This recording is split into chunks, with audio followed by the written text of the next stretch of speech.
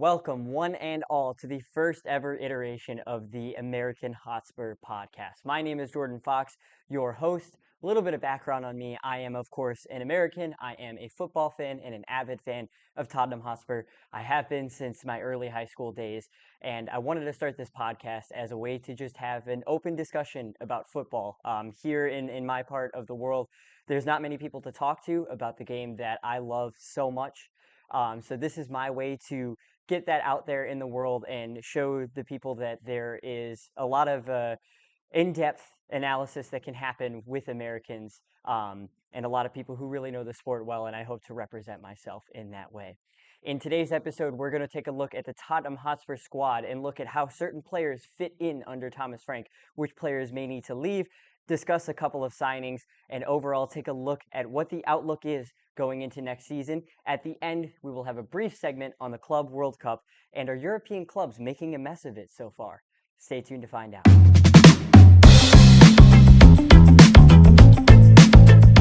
Thomas Frank has officially arrived at Tottenham Hotspur Stadium, and I should start off by saying that I am in love with this appointment. I've been a big fan of Thomas Franks. He's been one of my favorite managers in the world, arguably my favorite manager in the world since Brentford were promoted to the Premier League. I believe that was in 21-22. I just love the tactical flexibility that he's provided, the way that he was able to shift his tactics from what they were in the Championship to what they became in the Premier League, and how he's adapted them since, and how he's adapted to so much change at Brentford. He's always talked about them being a selling club. They've sold their best player in basically every single season since being promoted to the Premier League. You think about Raya, Christian Eriksen, Ivan Toney. It will be Mbeumo this season. And of course, now they've lost the manager that arguably made it all possible. Of course, they have an incredible board over there that Thomas Frank has talked extensively about and how great that they have been. That does pose some questions because the board at Tottenham Hotspur are a bit more contentious, although I think the ideas of Thomas Frank are a bit more in line with those of the Tottenham Hotspur board, looking to find players of lower value and turn them into high-value players rather than going for the big names all of the time. Obviously, we're going to have a little bit more established players coming into the club. You think of signings like Christian Eriksen, Dominic Solanke this past season, ones that haven't worked out, such as Richarlison in this recent regime. But I think the current administration fit quite well with what Thomas Frank looked to do at Brentford, trying to find those hidden gems from potentially lower leagues, or these teenagers, these younger players that really fit the data model. Again, that's a very similar thing to what Brentford looked to do at their club. And the way that they looked to make their signings possible, it was all very data focused. They search for certain data points amongst their players and look for certain profiles that fit a certain way of playing. And obviously that worked quite well for Brentford. They were only a couple of games away from qualifying for Europe this season, had a polar opposite season in the Premier League to what Tottenham Hotspur did. But overall, as a very, very brief overview, I am a huge fan of this signing. I think he is going to get the most out of so many players, which we will get onto. The goal of this for me, I'm going to go through basically position by position and talk about what each position needs, who may fit, who may not, who needs to go out on loan, who needs to be sold, et cetera, et cetera. Obviously, a few players have left on contract exits, such as Sergio Reguilon, and one that I'm forgetting off the top of my head. But we won't be discussing those as their future has, of course, already been decided. So without any further ado, we start with the goalkeepers. Brandon Austin, we'll just start off by saying he's going to be the third choice. Fraser Foster was the other player that I couldn't think of. He has left on a contract exit. So the third choice now belongs to Brandon Austin, which I will say, based on his, I think, 2 or 3 appearances that he made last season, maybe one of the most talented third-choice goalkeepers in all the Premier League. He had a couple of really, really, really good performances for Tottenham Hotspur, particularly one in the Europa League that sticks in my memory. I can't remember who it was against, but he made a couple of fantastic saves in that game. Rather insignificant. Of course, there's Alfie Whiteman still at the club, who you would assume will go out on loan, maybe be sold if there's a decent fee involved with that. Of course, he is a homegrown player, so any sale that is made, all of that will be profit back to the club, so that could be enticing.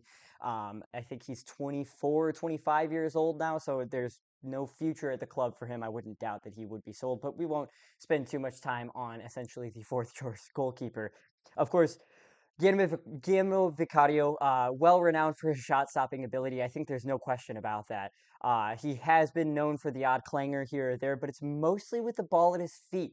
He tends to be quite erratic in that regard, and I think that that's something that Thomas Frank may be able to mitigate a little bit, because obviously, although Thomas Frank's sides do like to build up from the back, of course, in more recent seasons, that is, I'm thinking of this season specifically, they like to play short quite a bit from the back, but do have the option to go long.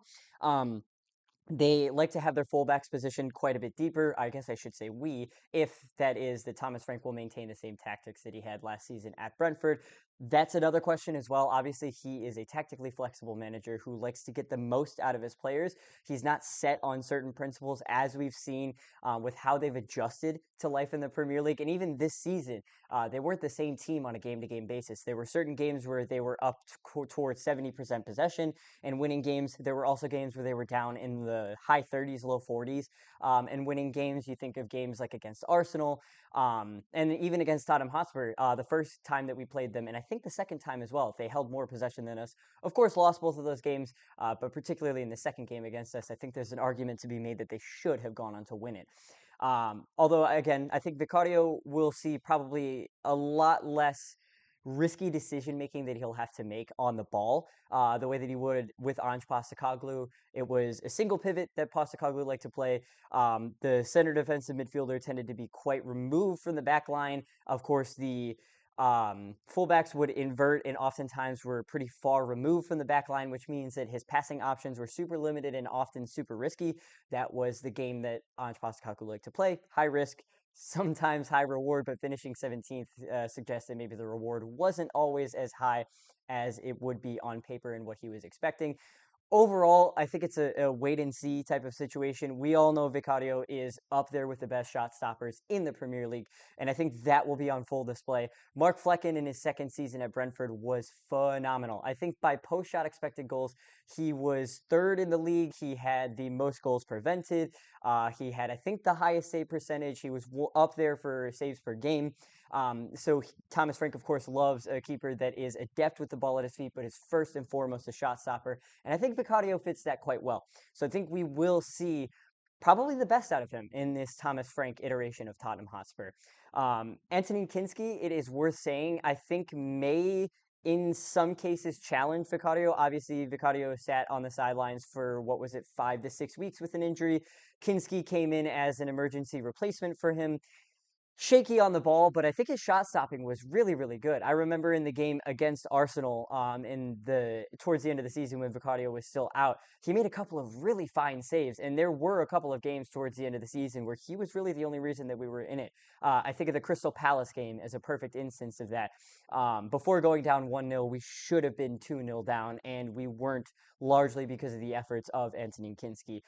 So with the rotation that we'll need to do playing in what would it be, 4 separate competitions, he will probably get a significant amount of minutes, and I think he may impress Thomas Frank quite a bit, as he did impress Ange Postecoglou. Obviously lost his spot at the end of the season because Vicario was back from his injury. We were competing for the Europa League, but he is one to watch out for, certainly.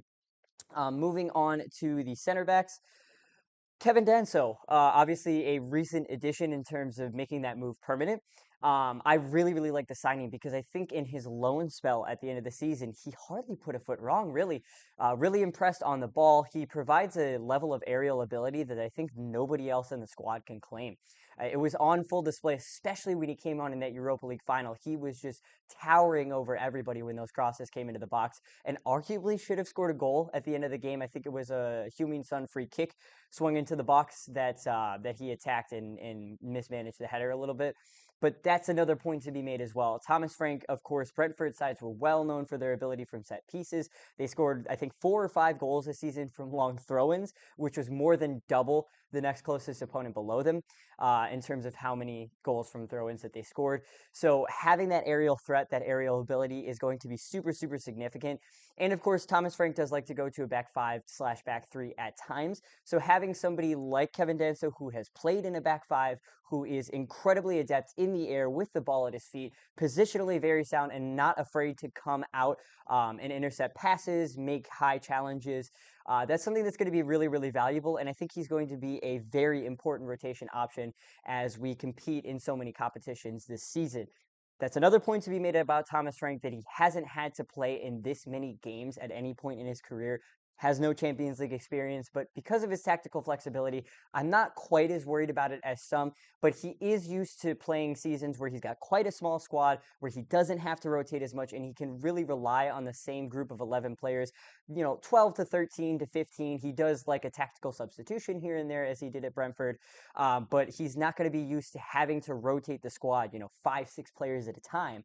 I think the level of quality of some of our rotation options will certainly make that a lot easier. We'll get on to some of those in a little bit. But Kevin Danso, I think, is going to play a very important role in terms of rotating the squad, especially in the Champions League. Okay, sorry about the technical difficulties. They're still figuring things out on the fly here, as it is the inaugural episode. So hopefully I get better at this as I go. Moving on from Kevin Danso to Radu Dragushin. Um, Doubts about his future would be an understatement. Obviously, he tore his ACL towards the back half of last season. Wasn't as if he was performing particularly well up to that point. I think if it weren't for the injury, he'd probably be one of the top candidates to be sold this summer. But obviously, having a long-term injury makes that incredibly difficult. So he will probably find it very hard to get minutes when he does come back from injury, especially with us being rumored to be in for another center back. Nathan Collins is a name that's mentioned there. Um, he showed his quality at Genoa. He was supposedly linked with a move to Bayern before ultimately joining Tottenham Hotspur. Whether that was just agent jargon or whether that was legitimate links, I guess I fail to believe that they were legitimate because of what he's shown so far at Tottenham Hotspur. That's not to say that he isn't a quality player. I think his role didn't suit him. He's clearly not the short passer, intricate ball playing center back that was required of a high line build up from the back Tottenham Hotspur team. Maybe he would be a little bit more suited to a Thomas Frank style center back where he isn't playing quite as high up the pitch, where he has more passing options, where the game is a little bit less risky, where the fullbacks and the center defensive midfielder aren't playing quite so high up compared to the center backs. But I think if I had my way, I would probably sign a different center back to replace him in the rotation. Um, it just doesn't seem like he's at the level required. I would love to see him prove me wrong, but he won't be back I think until at the earliest December. So it probably won't be long before he loses his place in the squad and is ultimately sold when the first bidder actually comes in for him. Moving on to Takai, who was just signed as of yesterday. Won't claim to know a single thing about him. Haven't even looked at the highlights yet. I saw the transfer had gone through last night at like 6 p.m. my time. So, again, I won't claim to know anything about him. From all that I've seen, from all the articles that I've read, from the comments on social media, it seems like he's very highly thought of in Japan. So another one to look forward to in the future. Will most likely, almost definitely, 100% spend a season on loan or two. But again, seems like a very promising center back that many people speak very highly of. So, Takai, welcome to the club. Moving on to another player who will likely be loaned out in our defensive line, that is Ashley Phillips. One to look out for the future here. He was Plymouth Argyle's young player of the season last year. He was very, very, very good in the championship. I think he is one strong loan spell away from being in contention for minutes in the first team squad.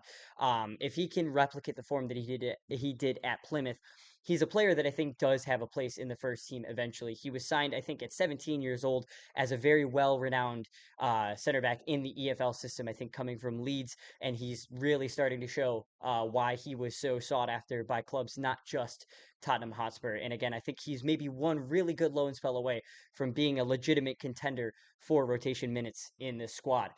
Next up is Luka Vuskovic. I really hope he doesn't go out on loan. I really, really hope he's given an opportunity to be in the rotation next season. 7 goals as a center back in the Belgian league, which the Belgian league is a lot more competitive and has a lot more quality than it's often given credit for. The success rate of players coming out of the Belgian league is very, very, very high. It's a very good indicator of young player quality. We've seen players like Charles de Ketelare, Amora, who's playing at Wolfsburg at the moment, and many others who I am drawing complete blanks on, but they're there. Believe me, there's a lot of quality coming out of that league. And the fact that he scored 7 goals as a defender, as a teenager at that. There was a point last year where he was one of the highest scoring teenagers in all of Europe as a center back. Even when he was coming out of Hajduk Split, he was a player that was highly sought after by other clubs, not just Tottenham Hotspur. And he showed every bit of that quality last season. Of his 7 goals, I believe 5 or maybe 6 of them were headers, which we talked about it with Kevin Donso. That ability from set pieces is crucial in Thomas Frank's system. It's a big part of his tactics. So having a player that is a teenager who is, I think, 6'4", incredible on the ball and incredible from set pieces for somebody his age, I would highly, highly anticipate him getting minutes and being given an opportunity by Thomas Frank this season. So watch out for Luka Vuskovic. I think he is going to turn a lot of heads this season with how many competitions there are to be played for Tottenham Hotspur and with how good he is. I probably watch more of the Belgian Pro League than many of you watching this do. I won't claim that I'm an avid fan of it, but I've been following the St. Joaz story for the last few years here. So it's a league that I've really tuned into, and he has stuck out, not just as a young defender, but as one of the premier defenders in the league, playing outside of one of the traditional, you would call it like the top four in Belgium, I guess maybe top five now with the emergence of Union Saint-Gilloise. Um, but he really, really did stick out. And again, even before going on loan to the Belgian Pro League, was somebody who was being looked at by some of the biggest clubs in the world. So I really hope he's given an opportunity. And I think once Thomas Frank sees the ability that he has in training, I think he's going to push for him to be a major part of the squad going forward. Um, Onto a player who is not necessarily a center back, not necessarily a defensive midfielder, not necessarily a right back, not necessarily a left back, but somewhere in between. That is Archie Gray. Um, he is a player who Thomas Frank was very keen to sign, and in fact, Thomas Frank, Tottenham Hotspur hijacked the deal that was supposedly already in place for Brentford to sign Archie Gray. So he is a player that Thomas Frank is very, very clearly keen on, and I would expect for him to be a very valuable rotation piece and could potentially compete for a starting spot in the squad. Um, he is, I think, best suited to a double pivot, playing as a center defensive midfielder in a double pivot. He spent most of his minutes in the championship with Leeds as a right back, but I think his best position is as a defensive midfielder. But that flexibility is going to be very important with us only really having one real option for rotation outside of the starting 2 fullbacks. We've got 3 officially listed fullbacks in the squad, with Reguilon leaving on a contract exit and with Ben Davies being more of a center back and being linked with moves away from the club. And especially with his now proven ability to play as a center back as well. Thomas Frank does often like to go to a back five in situations where it's favorable. So I think playing as a central center back in a back three where he has that opportunity to step out and to beat the press, I think will be, between that and his ability to play in a double pivot, will make him very valuable. And again, it's a player that Thomas Frank is keen on. So I will trust that he will get opportunities in this squad in what is a very, very competitive midfield. The fact that he can play in so many different positions will be very valuable to him and to the squad going forward. Um, we discussed the fullbacks a little bit. We're going to move on to actual fullbacks, those being Destiny Udogi, Pedro Porro, and Jed Spence. We'll talk about Udogi first. There's really no competition for that position. Jed Spence did play very well as a left back, and in fact, I would argue that he was more comfortable playing as a left back than as a right back last season. But for the profile that Thomas Frank is looking for, those wide wing backs that play a little bit closer to the center backs than what we're used to seeing, and what Ange Postecoglou played, you know, in his system where they were oftentimes picking up positions as a 10, playing quite far ahead of the center backs in the early phases of buildup. The fullback roles in a Thomas Frank system are much more reserved. I think Destiny Udogi suits that left back role pretty well. His defensive capabilities have been called into question at times. I don't think he had his best showing last season, but I think with a new lease of life in a more compact defensive system, I think we'll start to see a little bit more of that quality that Destiny Udogi showed in his first season at Tottenham Hotspur, where he was being talked about as one of maybe the 5 to 3 best left backs in the Premier League at points. So there's clearly a player in there. And especially if we go to a back five, he came through at Udinese playing as a very advanced left wing back who had the capability of getting up and down the pitch. So I think in a back four or in a back five as that left back who is, getting up and down the pitch, doing a lot of that vertical running. I think we'll see a lot out of Destiny Udogi this season. And I think, again, that we'll see the quality of player that he proved himself to be early on at Tottenham Hotspur that just was lacking a bit at times this season. But you can say that about a lot of Tottenham Hotspur players in the 24-25 season. Pedro Porro is an interesting one because his defensive deficiencies have been a big question mark from day one. They've been masked at times due to how attacking we played under Ange Postecoglou, but it's a different sort of role that he'll be playing under Thomas Frank. His attacking qualities, there's just no questioning them whatsoever. His ability to cross the ball, his ability to beat a man off the dribble, I think crossing wise, there's very few fullbacks that are better than him. His set piece ability is just incredible, and that's something that needs to be considered in a Thomas Frank system. He does love a set piece specialist. And if James Madison, who we'll get onto in a little bit here, is not going to be a mainstay starter all of the time, having somebody like Pedro Porro who is just so consistent in his delivery of set pieces, that may be what keeps him in the starting 11, but he may be doing one of these in his time next season. He may be looking over his shoulder constantly because I think Jed Spence is going to give him a real run for his money because I think that Jed Spence does fit that role a bit more. He loves to defend, man. Jed Spence loves a duel. He loves to get involved in those defensive 1v1s and come out on top of them. His work rate last season was just superb. Probably our best defensive fullback out of any of the fullbacks that we played last season. His defensive capabilities were like, you come for the attacking ability that Jed Spence has, and you stay for that defensive quality. So I would expect for him to really compete for that starting right back role and maybe even the starting left back role. There's a lot of question marks about whether Udogi and Pedro Porro have the defensive solidity necessary to play in a system like this. And especially with no fullback through the door as of yet, and all of the rumors being that we're just going to sign somebody who's more of a rotation piece that won't really break into the starting 11. Jed Spence, I would expect to not only get significant minutes, but don't be surprised if you see him getting consecutive starts in the Premier League. I really believe in Jed Spence. He proved himself to be just a quality fullback.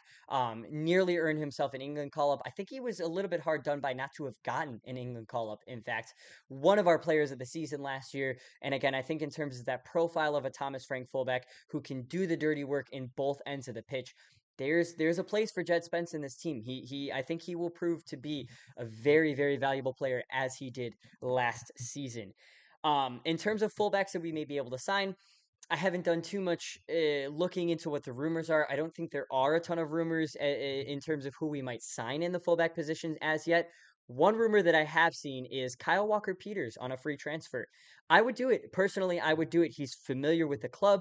He's got experience in the Premier League. He can play as a right back or as a left back. He's really adventurous going forward at times. And I just think that last season, it wasn't really a fair representation of really any of Southampton's players, but I still think he made one of the best accounts of himself of any player in a Southampton shirt last season. And I think he's been underrated for quite some time. I was actually quite surprised to see that he stayed at Southampton when they went down. I thought that he easily could have pushed for a move to a mid-table club in the Premier League. And I think as a rotation option, he would do quite well. I really do. I don't think he would be anyone that breaks up the sort of dogma, for lack of a better term, in the first team, if you want to call it that. That was a really poor representation on my part.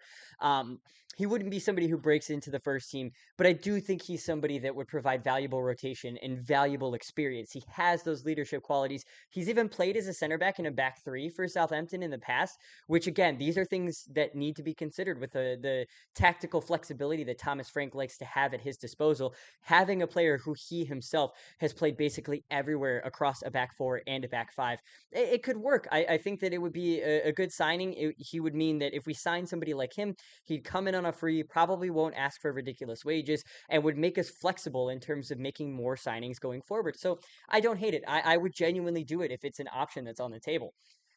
Moving on from fullback to something that's a bit more interesting in the midfield positions. This is one of the most depth-filled areas of the Tottenham Hotspur squad, and yet I think any of the three positions, apart from one, are going to be up for grabs. There's one singular player who I think will be a guaranteed starter week in, week out in the midfield, but every other position in the midfield I think is up for grabs, and I think we'll see a lot of rotation in and out. Starting off with Yves Bissouma, all rumors suggest that he'll be leaving the club this summer. The most recent rumors say that Fenerbahce are in for him. I think it's best to part ways with him. He really, really hasn't shown the level that he did in those first 10 to 15 games under Ange Postecoglou, where he was being talked about as maybe one of the best three defensive midfielders on form in the Premier League. I just don't really think he suits the role of this Thomas Frank double pivot. He's a little bit too risky with the ball for my liking. He has a really poor disciplinary record, which is something that Thomas Frank has talked about quite extensively, and something that Brentford prided themselves on in all of their time in the Premier League was how disciplined they were. They get very few yellow cards and very few red cards, especially. So a player like him who's very erratic in his positioning, very erratic in his tackling, uh, very risky and oftentimes not rewarding in his ability on the ball, doesn't have the greatest passing range, I don't think. At least he didn't show it under Ange Postecoglou, did more so at Brighton. I think it's just best to part ways while you can still get a fee for him because there's so much competition for places in that double pivot. I still think that a proper defensive minded six with that on ball quality to combine with the defensive and physical abilities is going to be a necessary, it has to be a priority this summer, especially with the way that Thomas Frank likes to play.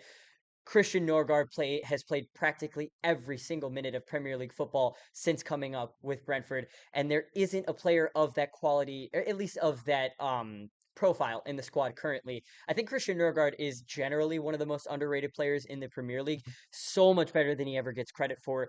And he is such an integral figure, or has been an integral figure, to the way that Thomas Frank has played, whether that be in a more pragmatic back five or in that more adventurous back four in that 4-2-3-1. He has been pivotal with his long ball ability, with his defensive capabilities, and with Yves Bissouma being the only real proper six, you would say, in the squad currently, it's a position that needs to be fulfilled. And I think that Yves Bissouma should move on if a bid comes our way. It's just time to get a fee for him while we still can. It's not going to be one of profit, but get the money back while you still can in this PSR era. Moving on to the player that I mentioned before, who I think is the only player in the midfield that is guaranteed to be a week in, week out starter, and that is Lucas Bergvall. Lucas Bergvall for some. I don't know how it's properly pronounced. I've seen it go both ways.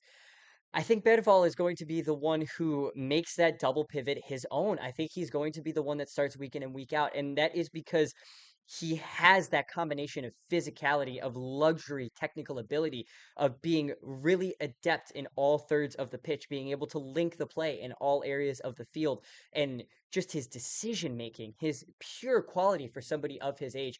Thomas Frank will be licking his lips at the prospect of a player of his quality. Um, I think again in a double pivot, we're going to see the best out of him from day one at Tottenham Hotspur. Basically, from the first time that he took the pitch, it was very obvious to all who were watching that this was a special, special, special player for his age, and he plays well above his age. There's still some ironing out to do in terms of his decision making. He tries to get a bit too fancy on the ball at times, but when it comes off, I remember the EFL Cup first leg against Liverpool in the semifinal, one of the best performances individually for Tottenham Hotspur of the entire season. Obviously, won the ball back for the goal. I think the goal was his, if I'm remembering correctly. But his performance in that game was just unbelievable, and he has had a few performances like that throughout the season. So I think he's going to be a player that will be in the starting 11 week in, week out, and I think we're going to just see a different level of him as he continues to get more minutes and as he continues to get used to the physicality of the Premier League and of the Champions League. He's just a player that I could see being at the top level of football in no time at all. He again, just one of the, in my opinion, one of the best young midfielders in the Premier League and one of the most versatile at that. There's more to come from him for sure. Moving on to Pape Matar Sarr, another player that I think will benefit from being played in a double pivot as opposed to being either an advanced eight or a single pivot as he was played under Ange Postecoglou. There's a reason that players that can play in a single pivot go for as high a fees as they do. There's a reason that a player like Rodri, who can do that so well, wins the Ballon d'Or. It is because a single pivot is one of, if not the single hardest role to play in all of football. And it's just so hard to recruit for. That profile of player was never in the squad to begin with. So I think players like Sar and Berival will benefit greatly, and Bentancur, who we'll get onto in a moment, they'll benefit greatly from playing in a double pivot as opposed to a single pivot system. In Sar specifically, profiles quite similarly, I guess, in a way, to Vitaly Yanolt, where he is just that up and down runner, physical, getting involved in challenges, winning those duels, really imposing himself physically and being almost more of a box to box player in the latter phases of buildup than he is just a double pivot player. Um, I do think that that's a role that suits him a bit more, where he has less responsibility on the ball than he often did at Tottenham Hotspur, which is where he came under some criticism. A really up and down player, where at his best you can see the quality, you can see how he can combine that really impressive physical profile that he has, that strong duel winning with, albeit not as impressive, but with still, I guess, maybe a bit underrated on ball qualities. He does love an occasional switch of play. I think that the possession based system, where with that intricate passing that Ange Postecoglou like, didn't really suit him all that well. And the fact that he was able to carve out a role in that system at all says a lot to me about him as a player. So I think that he will see more progression under Thomas Frank than he did under Ange Postecoglou, where it was really hard for him to find a consistent role 100% of the time. So in that double pivot, I think we'll see the best out of him. I don't know that he'll be a week in, week out starter, especially if a more defensive minded six does eventually come through the door, but somebody that will certainly compete for places and somebody that I think will have a very valuable role in rotation in the squad.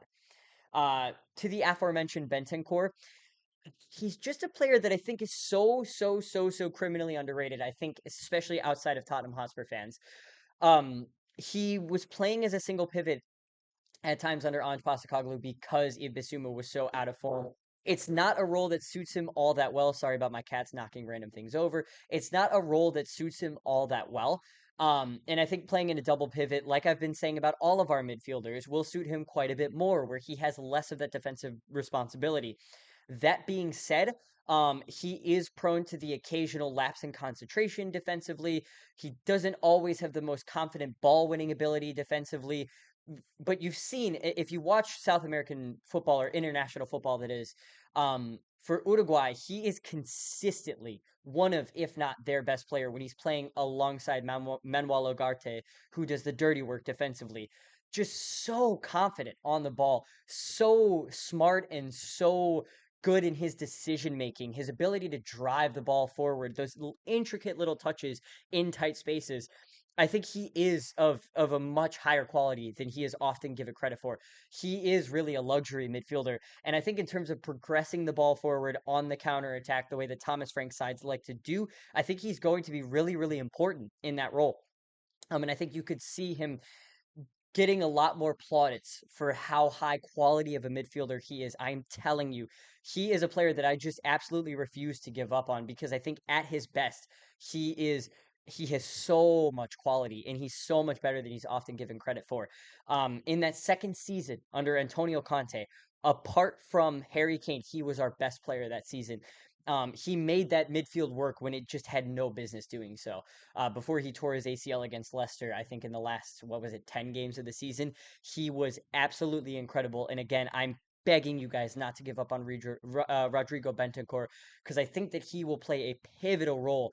Whether that be, again, as a mainstay starter, I'm not 100% certain, but there will be games where you really do see how quality he is in that midfield. I firmly believe that.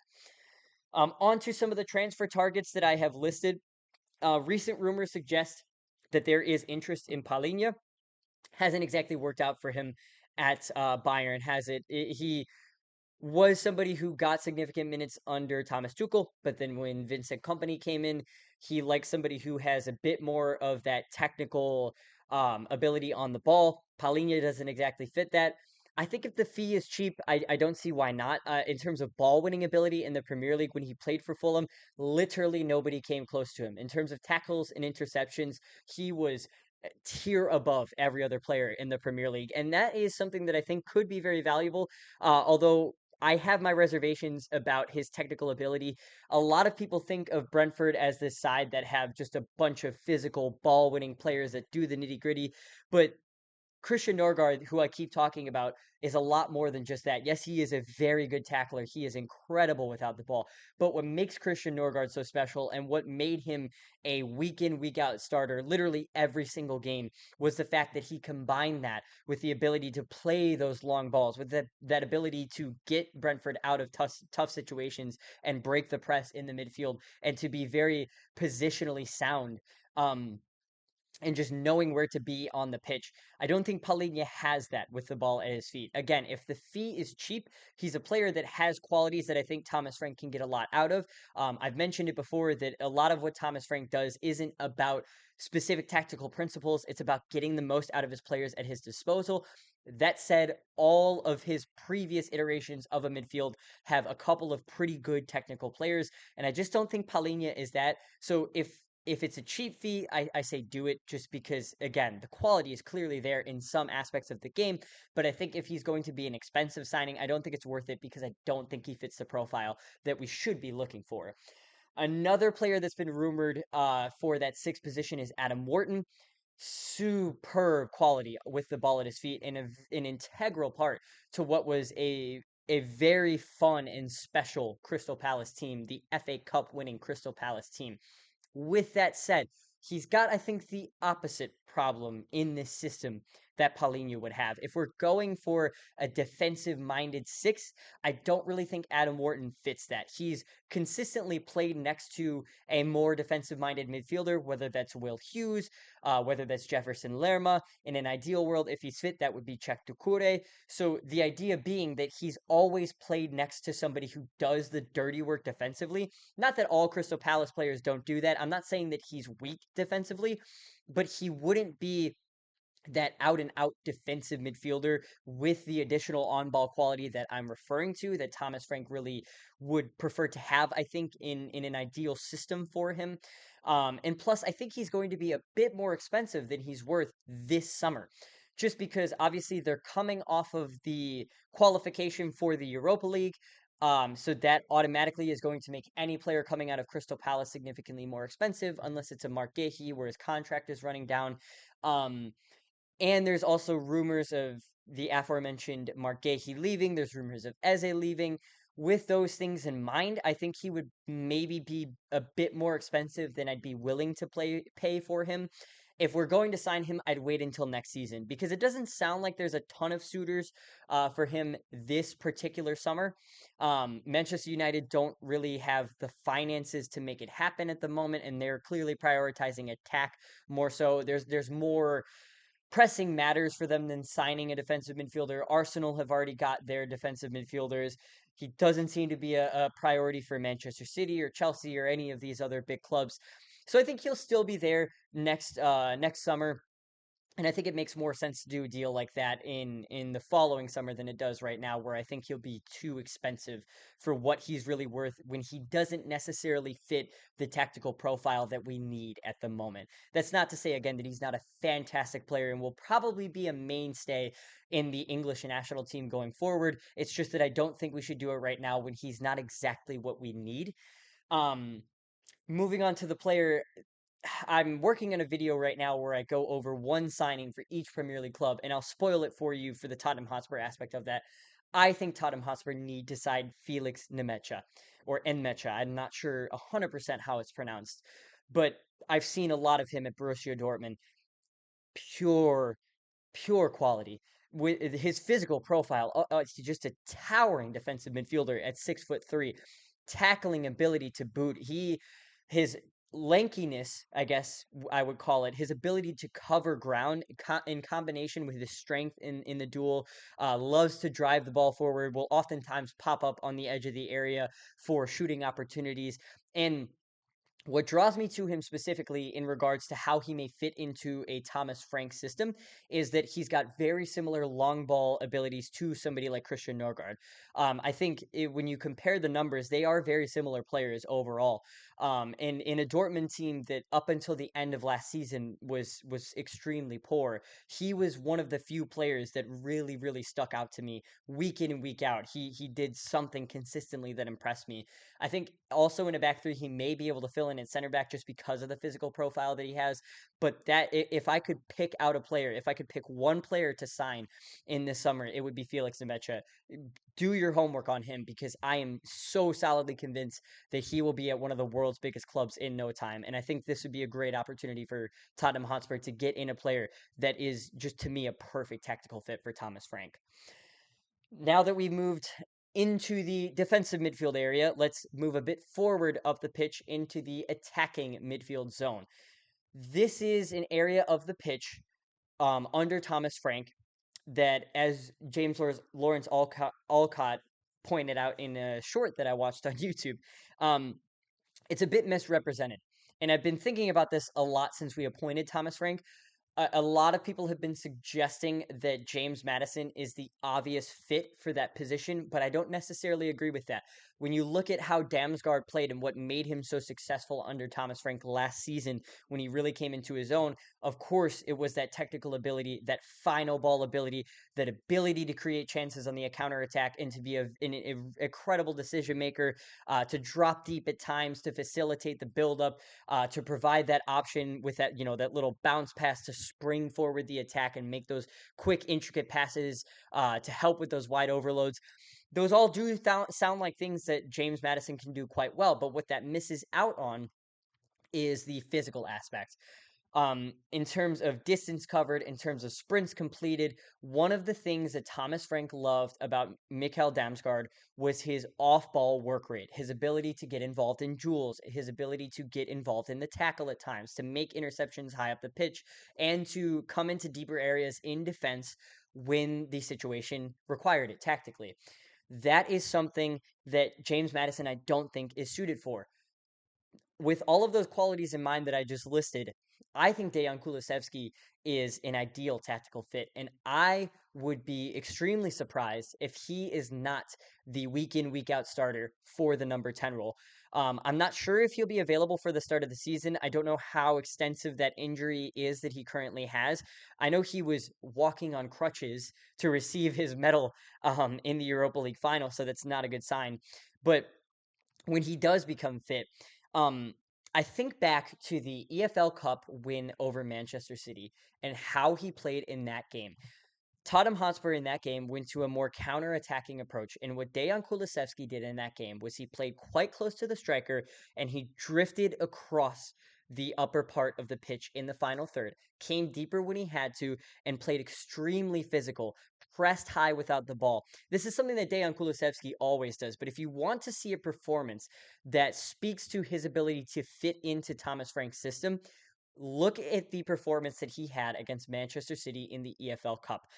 It, to me, fits the tactical responsibilities of a Thomas Frank 10 to a T. I'm telling you, when he is fit, he is. I mean, at the beginning of last season, people were talking about him, myself included, as one of the highest performing players in the Premier League when he moved into that number 10 role.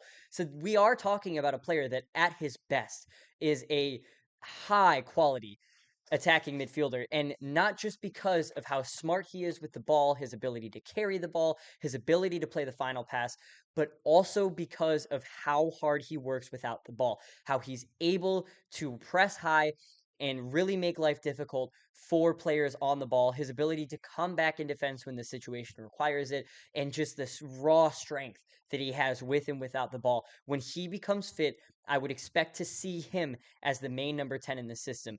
Again, I've talked extensively about how many games we're going to be playing this season, so rotation is going to be a key part of this. And I do expect James Maddison to have some really good performances in this team, and I wouldn't doubt that he's going to make it a tough choice for Thomas Frank. But I think in terms of playing that more defensive-minded system that likes to play on the counterattack where everybody has to be zoned in defensively in one way or another, Dejan Kulusevski, I think, is going to be an incredibly important player next season. With that said, both of them do have their injury track record, a pretty extensive injury track record at that. So obviously there's been the links with Ebere Eze, who, I mean, if you can get him, you do it, right? And we've talked about Thomas Frank as a manager who can just get the most out of the players at his disposal, who's not wedded to certain tactical principles. But I think that it's difficult for me because it's not as if you're talking about Dejan Kulusevski and James Madison, who aren't top level Premier League 10s. They are both players who are of very, very high quality when you're talking about creative midfielders in the Premier League. So it doesn't make sense to just go out and immediately replace them with a very, very expensive signing. We're talking about a 60, 70, maybe even 80 million pound signing. It's not like he's going to be cheap. And I think Dejan Kulusevski has earned the right to at least compete for that starting role. So you're talking about either pushing out two players who deserve to compete for a starting spot, or you're playing him as an inverted winger where he doesn't get as much opportunity to have um, volume touches on the ball like he did at Crystal Palace. Again, I think that Thomas Frank, if we were to sign him, would look to create a system that gets the most out of him and, potentially has Dejan Kulusevski involved in that as well. But it's a weird one to me because I think it's not exactly an ideal fit at the moment. He's probably the quality of player where if you can get him, you just get him and you don't worry about tactical fit. I totally understand that. But for the money that he might cost and the fact that I don't know that there's an ideal role for him in this team currently, I think maybe you'd be more so looking for somebody who is an inverted winger who can maybe fill in as a 10, who's a little bit more ideal in that role. Or maybe you're talking about somebody who's more of a rotation option. The winger roles are a weird one for me, and we'll get into that in a little bit because we have such a plethora of players in that position, but none of them that you would necessarily say are guaranteed starters week in and week out. So again, I think the point being that the sensible thing to do would be to sign somebody who can play in the 10 role or in that winger role, not necessarily somebody who sticks out as one or the other. And obviously, when you're competing in so many competitions, that should be a priority anyway. But, and again, I've talked about how expensive those Crystal Palace players are going to be this summer. Whether or not it's a sensible decision to go for a player like Eberiche or Ebire Eze, I can't, again, pronunciation is not my strong suit. Um, I'm not 100% certain. Like, he is incredible playing on the counter attack. Just the ability to make those split second decisions, his quality on the ball, the way that he can just take on one man, two man, and progress the ball so quickly up the pitch.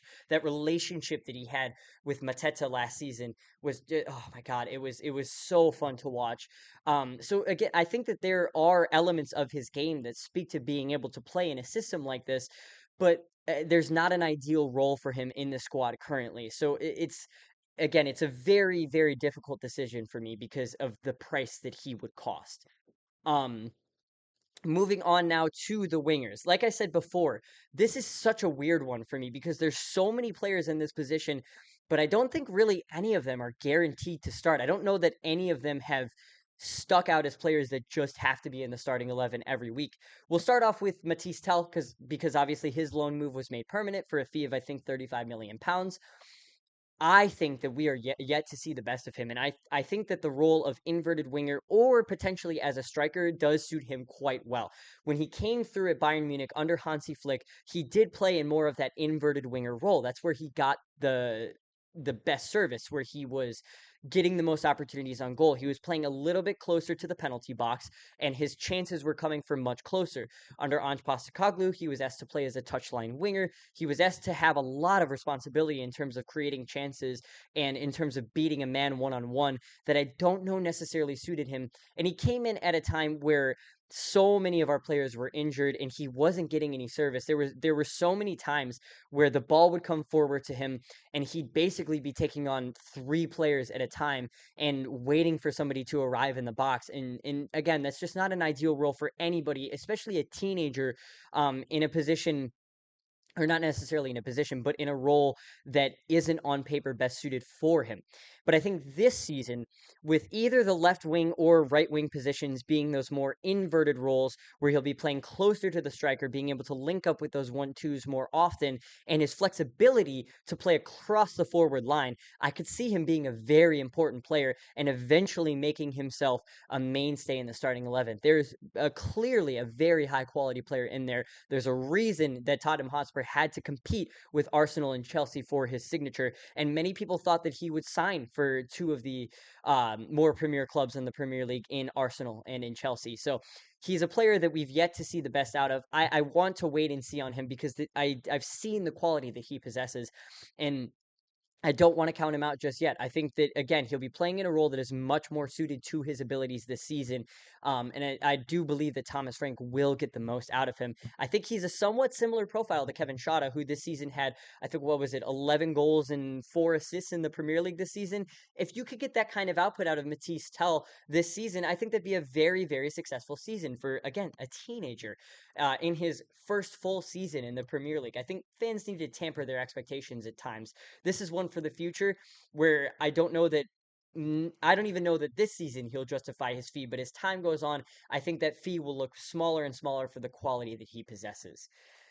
Um, Menor Solomon looks like he's going to be sold to Leeds. There's still workings on the fee. He was signed for a free. And with how much competition there is for those wide places in this squad, it makes sense to sell him. Yeah, 21 million pounds is the reported fee for a player that we signed for free, pure profit. Great, awesome. He's clearly a quality player. He showed it at Leeds last season. Actually, I think he showed it at Fulham the season before that. He went on a stretch of scoring, I think, in 5 consecutive games. So I think he can play at a Premier League level. It's just that, again, it hasn't really materialized here for him at Tottenham Hotspur, having to compete with so many different players for places. And I think it makes sense to cash in on him considering he was a free signing. Um, Yang, the South Korean that we signed last season, went out on loan to Queens Park Rangers. Still very, very raw. I don't really have much to say about him. Most of his appearances for Queen Park Rangers were as a substitute. He did have one performance last season. I can't remember who it was against, but there was one particular game where he was just running the show from that right wing position. But again, he's too raw at this point. Hasn't been at the club long enough. We do need to see another season of him on loan. I don't doubt that he's a high quality player, but just not ready for first team football just yet. Will Lancashire, another player, still very raw, did make a couple of starts last season, got that red card against Galatasaray, which was not one of his more endearing moments to the Tottenham Hotspur fans, but I think another loan for him would do him some good. There's clearly qualities in Will Lancashire, very, very physically commanding profile for somebody of his age, but needs more time at a lower level before we can really assess him in the first team squad. Same thing for Dane Scarlett, since he spent a number of successive seasons out on loan. Wouldn't be surprised if we maybe cash in on him at this point, but remains to be seen at this point. I wouldn't mind giving him another chance to go out on loan and then see if he really kicks on after that, but doesn't really look like he ever will have a future at Tottenham Hotspur. Moving on to somebody who is not a youth academy player, who is far from a young player and did not come into the club for free. That is Mr. Richarlison, a very, very controversial figure at Tottenham Hotspur. The first season under Ange Postecoglou, he did have moments where he started to show the quality that made him as expensive of a signing as he ended up being for Tottenham Hotspur. But this past season, he was battling injuries, really failed to impress in the entirety of his time last season. It's a little bit unfortunate because I do think in a more counter-attacking based system, with Thomas Frank playing inverted wingers as opposed to wide touchline wingers, there is an argument to say that maybe Richarlison could push for a place in this team, but I think it makes more sense to cash in on him while he still has value potentially in the market. Just hasn't really worked out, and to this point, he hasn't proven that he's deserved the position in this team. I will appreciate some of the moments that he had for Tottenham Hotspur, especially with how well he played in the Europa League final. A very underrated performance at that, really doing the dirty work in a game where we really needed him to be all focused and all in, and he did that. So thank you, Mr. Richarlison. And thank you, Basuma. I didn't mention it before when I talked about him, but his performance in the Europa League final, he was really, really good in that game. But again, it's important not to think emotionally about these decisions. And if I'm removing myself from the emotion of that final game, I think it's best to sell Richarlison while we still have the opportunity to do so. Moving on a little bit further up the forward line, that is Mr. Dominic Solanke. I really do believe in Dominic Solanke. I think that he showed a lot of quality last season. Didn't hit the goal numbers that you would have necessarily expected him to for the amount of money that was paid for him. But I talked about it with Matisse Tell. The service was not there at times. We really struggled to create chances. And when you're a lone striker playing with two wingers that play on the touchline, that can be such an isolating position to be in. There were stretches this season where I think he went on a run of like 3 goals in 4 games at one point, where the quality was very clearly there. Nobody can ever question his off ball work rate. He is a pressing monster. And in terms of being willing to drop deeper when the situation requires it, being so strong in those duels, getting onto those 50-50s and winning that second ball, he does have value in that. He can, drift wide at times. These are all things that are qualities of Johan Vissa, who is obviously, scored 18 goals and I think got 5 assists for, no, it wasn't, it was Brian Mbeumo that got the 5 assists, but scored 18 goals in the Premier League this season. Johan Vissa did. And I think the profiles are a little bit similar there in terms of wanting to run in behind the back line, having that ability to drift wide and drift deep at times when the tactical situation requires it. Dominic Solanke does fit those qualities. And I think if he can have the season that he did at Bournemouth, who do play a more counter-attacking based system, pressing high up the pitch, wanting to manufacture those counter-attacking opportunities. That is something that suits the Thomas Frank style of play. But I do think there's quietly a little bit of pressure on Dominic Solanke this season to get more of that goal scoring quality, to have more, to prove himself a little bit more in front of goal. Again, I will give him a pass on this season because he didn't have the service required and he showed so many other qualities that are going to be valuable in this system, but there is a little bit of pressure on him to justify that price tag through goal numbers. I do believe that he will do it. I think that in a system where he's got, where the wingers and the attacking midfielders are playing a bit closer to him, where he's going to have more service, where the system is focused on getting those chances closer to goal and playing the ball through the lines very quickly. I think Dominic Solanke will show those qualities. Again, there's just a bit of pressure on him this season to prove that he's worth that price tag. Moving on, this next player is a player that I will controversially say I think will be one of the most important attacking players for Tottenham Hotspur this season. If you haven't guessed it already, I'll give you another hint. It is a player that Thomas Frank wanted at Brentford, that another player that Tottenham Hotspur beat to the signature from Brentford, and that is Mr. Brennan Johnson. I think he's gotten way more criticism than he deserves. He was obviously our highest goal scorer last season. There are qualities that Brennan Johnson possesses that very few wingers do. His ability to attack the back post, his ability to make those really, really intricate runs to the back post and finish across to the far post.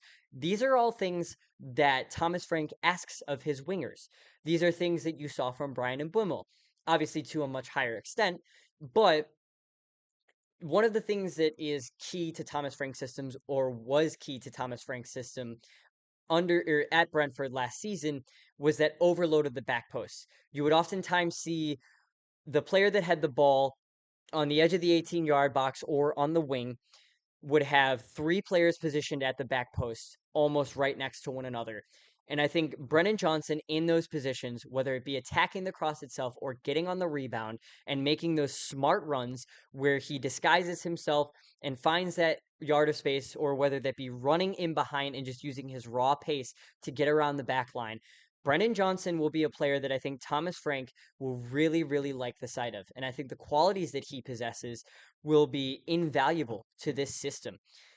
It's not something that I think some Tottenham Hotspur fans want to hear because he's not the flashiest winger. He's not that impressive on the ball in terms of beating his man 1v1, but that's not always what Thomas Frank is looking for in his wingers. And again, I think he possesses qualities that are already going to be useful for Thomas Frank, and I quietly think that he is going to be one of the most important attackers for Tottenham Hotspur next season. Moving on to the final, well, not the final, but the final winger that I think will actually be in the first team next season.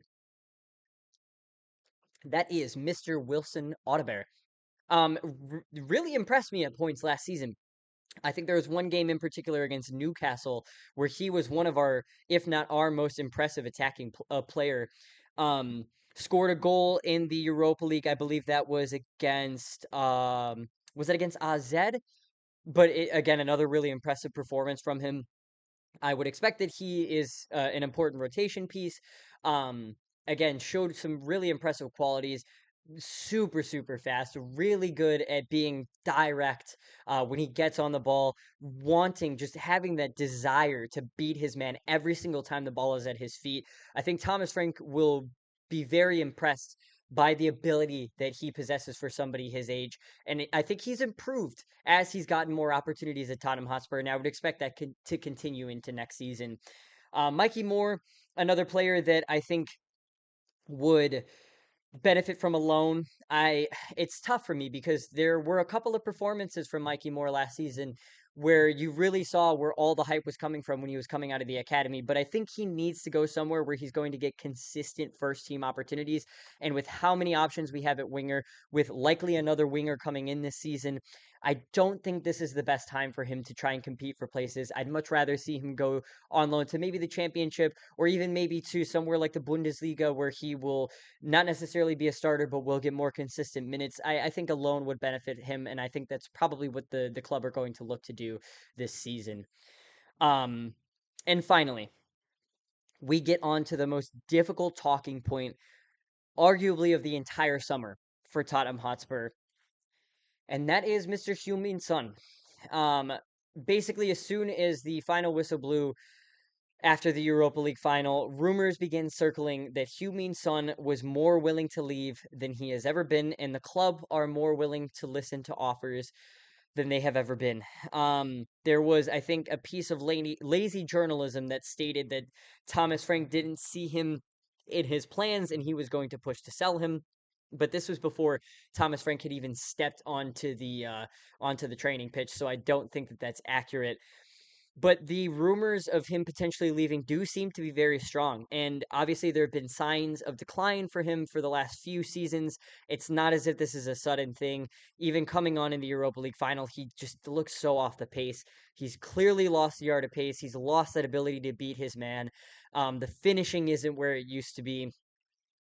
And I think it's a little bit disappointing that it's come down to this because at his best for Tottenham Hotspur, he was playing as an inverted winger or as a second striker. Again, that's another thing that you see from Thomas Frank's sides, that inverted winger role, maybe even rotated striker as he did under Ange Postecoglou. But I do think that this is our last chance to get an actual fee for him. And if a bid comes in of 30 plus million pounds, I think it's one that's really hard to say no to. There's more to it than just the footballing aspect. Obviously, there is the leadership that he provides, which is second to none in this squad. There is the commercial aspect of it that's just so hard to replace. And that has really brought a lot of branding and a lot of opportunities for this club. A lot of revenue has been brought to this club because of the market that Heung-min Son provides in South Korea and in Asia as a whole, the tourism attraction that Tottenham Hotspur has become. It's that can't be understated. It's something that the casual fan often overlooks, but it is more important than you realize. So it's not just about him having declined, and from a footballing perspective, it probably making sense to sell him. It's just what he means to the club on so many different levels, and the fact that maybe one more chance in a role that suits him more, that is a role that he's played and thrived in the past. I think maybe it just sounds like it's the time to finally move on. And I don't think there's any hard feelings on either side of this. Like I said, reports suggest that he's more open to a move than ever. And I think if you can get a fee out of him still at this age, it would make sense to do so.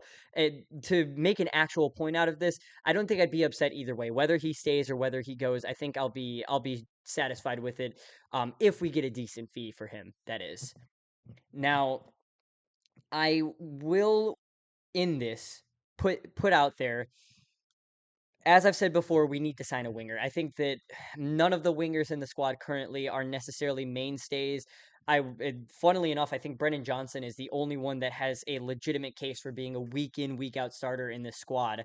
That being said, I do think particularly a left-footed winger is something that we need to prioritize this summer. The obvious one being Brian Mbeumo, who it sounds like we are trying to compete with Manchester United on signing him. It's difficult for me because I think that you may end up paying more than he's really worth. I think he's a phenomenal player. He's somebody that I've been impressed with since he came into the Premier League. His first season in the Premier League wasn't as prolific in terms of goal scoring, but the qualities were clearly there.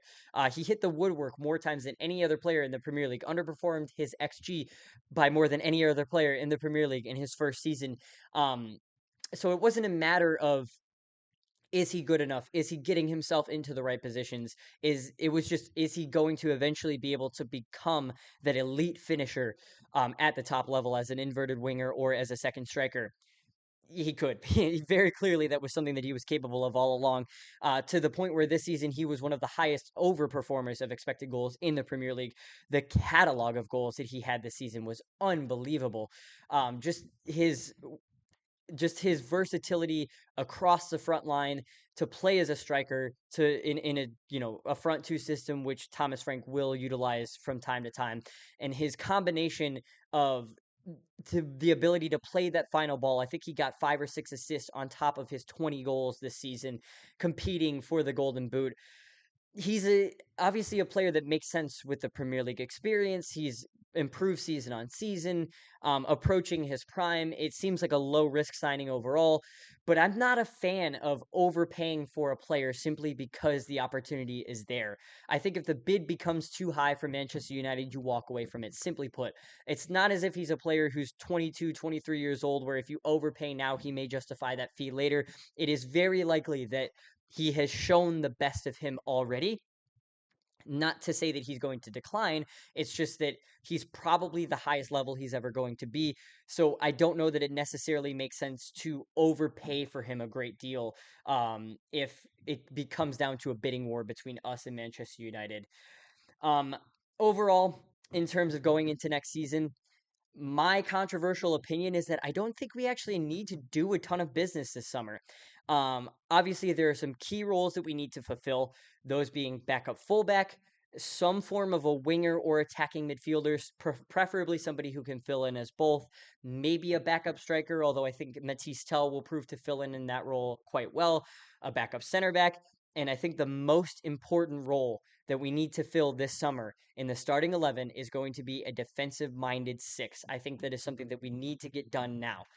But aside from that, I don't necessarily know that we need to do a ton of business this summer. I much prefer to give Thomas Frank the opportunity to get through this period and assess the squad, see what he thinks about the players that he has right now, and get to that January window and then have a look at what players need to be replaced or what positions need to be filled.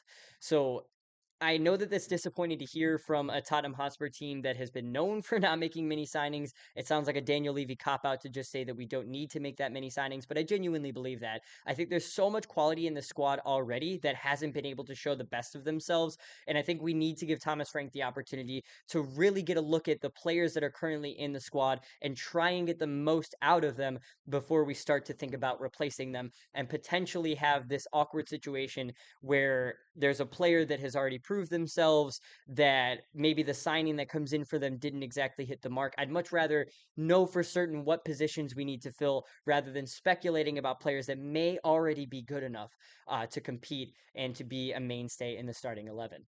To round out the show, I wanted to get into one of the more talked about events going on in world football currently, and that being the Club World Cup. I think a lot of football fans, at least the more cynical of us, wanted this to fail. It was in poor taste. It is the love child cash cow of FIFA. I say that it's in poor taste because this was the longest club season in the history of football. It was also the season that I believe had the most international breaks in the history of football. And it's also occurring immediately after the conclusion of the UEFA Nations League and the end of season international break. It just seems like FIFA, UEFA, all of the acronym names in world football are trying to do everything they can to squeeze every bit of cash out of the fans, out of the players, and not give the players a proper rest. So for that reason, I went into this wanting it to fail. I think the perception from European fans is that American fans are excited to have the big clubs in their backyard and playing football, at the highest level in the United States. And I think for maybe the more casual fan in the United States, that is true. But for those of us who are aware of the wrongdoings of FIFA and again how poor taste and how misguided and how money hungry it is for them to decide to host this tournament with the current state of affairs in world football, it's not something I was looking forward to. Again, I wanted it to fail. I wanted it to fall dead and flat at FIFA's feet. And to some extent, it has. The crowd turnout hasn't been amazing. Maybe don't host a tournament in the hottest part of the year with games being played in the middle of the day for exorbitant prices in a country that is notorious for not giving employees paid time off to the level that other countries do, and where football isn't as popular as it is in other areas of the world. And also making the games free to access on streaming. That maybe is a recipe for people not wanting to show up to the games. But at the same time, I think there's no denying that the quality on the pitch has been pretty damn good. I've been pretty happy with it myself. These games have been really entertaining. I think we saw probably the most entertaining game of the tournament last night in Al Ahly versus FC Porto. At one point, there was, I believe, 3 or 4 goals in the space of 6 minutes. A final score of 4-4. Come on, that was fun to watch. Um, can't remember the striker's name for Al Ahly, but scored a perfect hat trick in that game as well. It was a phenomenon of football that we got to see unfold. And one of the major talking points coming from this tournament has been the European clubs not performing up to standard. It has to be said, only 4 of the 8 groups in the tournament are topped by European clubs. You had Atletico Madrid going out in place of Botafogo, who also beat PSG. You had Flamenco dominating Chelsea. Of course, Chelsea were down to 10 men, but that was not until after Flamenco already had the lead in that game.